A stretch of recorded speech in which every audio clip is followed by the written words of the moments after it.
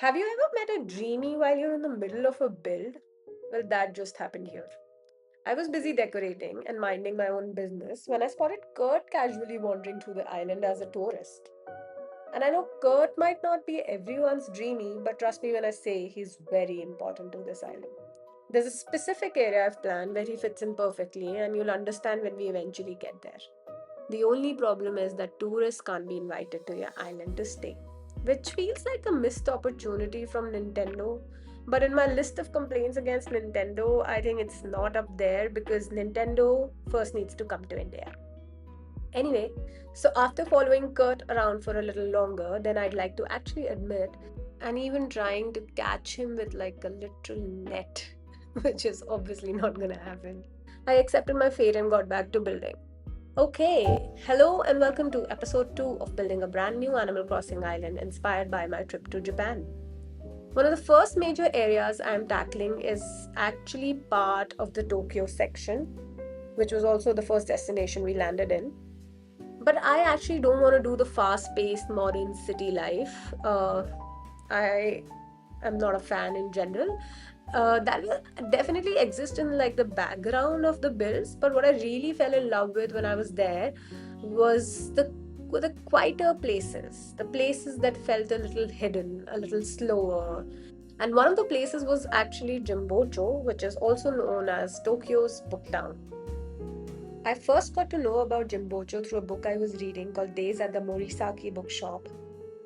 And after reading it, I knew I had to visit. So naturally, when I started planning this island, I knew it had to be included somewhere on my island.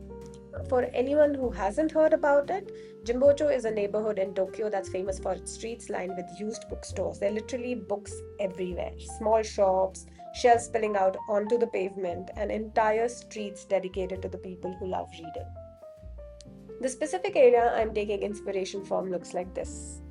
And actually, it was one of my favorite places in Tokyo. Books everywhere, little storefronts, quiet streets. The kind of place where you accidentally spend a whole entire afternoon, which is exactly what we did. I've already gone ahead and done some of the pavement work here because laying paths in Animal Crossing is my least favorite thing.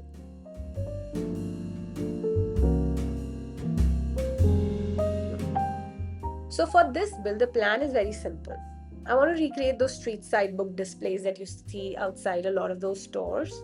Then I'm going to extend the area into a villager house, which will eventually become a little bookstore cafe inspired by the book which I spoke about.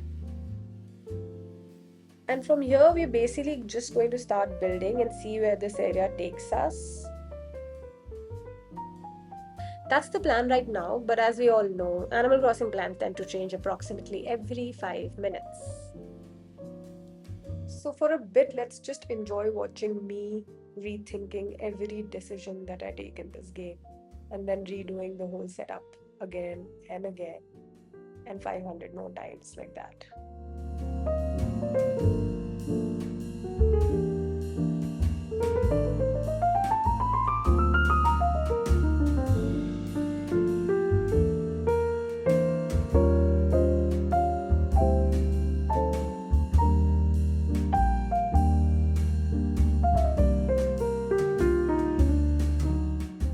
This is where I realized we can also have an extension to the cafe up here instead of the cafe being exactly behind the streets. It can be basically somewhere where people can grab a coffee, sit down with a book, and just spend the afternoon reading.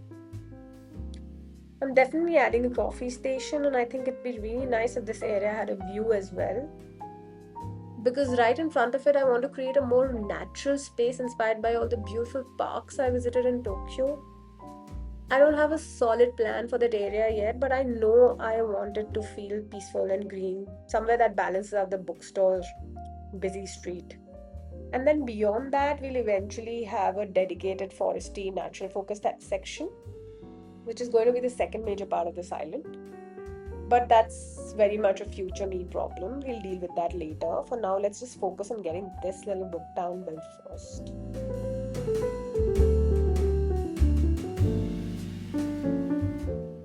I just realized actually Genji can be the perfect bookstore owner. he can portray the character from the book who's the bookshop owner.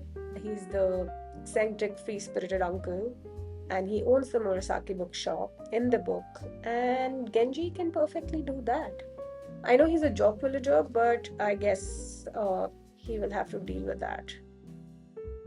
That's fine.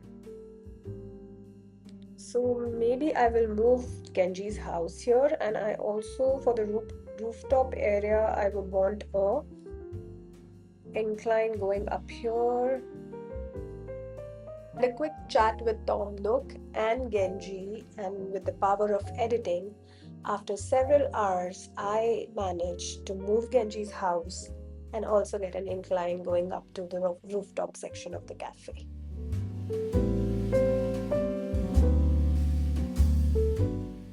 Then I moved on to decorating the rooftop and started adding all the little details that make the space feel lived in. Also, please ignore the loft bed sitting in the corner. For some reason, at the time, I was absolutely convinced it was a brilliant idea. I thought, how cute would it be if people could just lie down and read their books up here? Looking back, I'm not really sure what I was thinking. I did eventually get rid of it, but for this entire decorating section, I was fully committed to the vision. So let's just pretend it's all part of the creative process.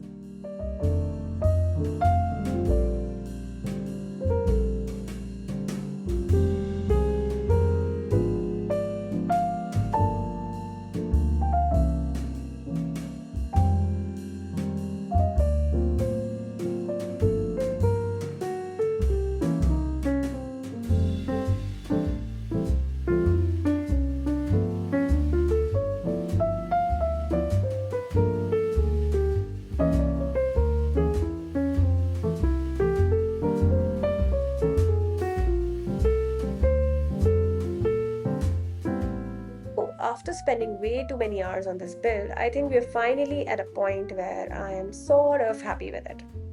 This is what the area looks like now. We've got the main street lined with the bookshelves inspired by all those little bookstores in Jimbocho.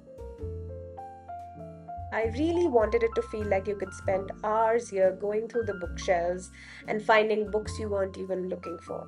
Then up here we have the rooftop cafe, which acts as an extension of the bookstore cafe below, which is Genji's house. I love how this part turned out actually, because it feels like a hidden spot that only the locals would know about. There's a coffee station, obviously, and plenty of places to sit with a book. And I think this corner is probably the best seat in the house, because while you're sitting here reading, you get this view overlooking the Cherry Blossom Park. Speaking about the park, this is probably one of my favorite parts of the build. I wanted it to be a place where people have hanami picnics, which is something we saw everywhere during our trip. Seeing groups of friends and family sitting under cherry blossom trees, eating, chatting, and just enjoying the season is honestly one of my favorite memories from Japan. It looked so simple, but it felt so special, and I really wanted to capture a little bit of that feeling here. And finally, we have the bookstore cafe itself. Then I went inside to give you guys a little tour of the bookstore cafe, only to find Genji DIY. I mean, seriously? Now, dude? His DIY table has completely taken over part of my decorating, and I really wanted to show you the house the way I'd actually designed it. So I did what any reasonable Animal Crossing player would do. I time traveled. Not once, but twice. The first time I skipped ahead a couple of hours, fully expecting him to be done. Nope, he was still DIY. The second time, he was just not there. He had abandoned his house to have some fun on the island. At that point, I decided Genji had won. So I gave up, accepted that his workshop was now part of the aesthetic, and filmed whatever I could around him. I ended up decorating the whole thing, and I'm honestly so happy with how cozy it feels. This inside is inspired by one of the bookstores we visited in Jimbocho, where there were rows and rows of bookshelves packed so closely together that you could barely squeeze through the aisles. It felt a little chaotic, but in the best possible way. And I really wanted this little cafe to have that same feeling. Every shelf has a story waiting to be discovered.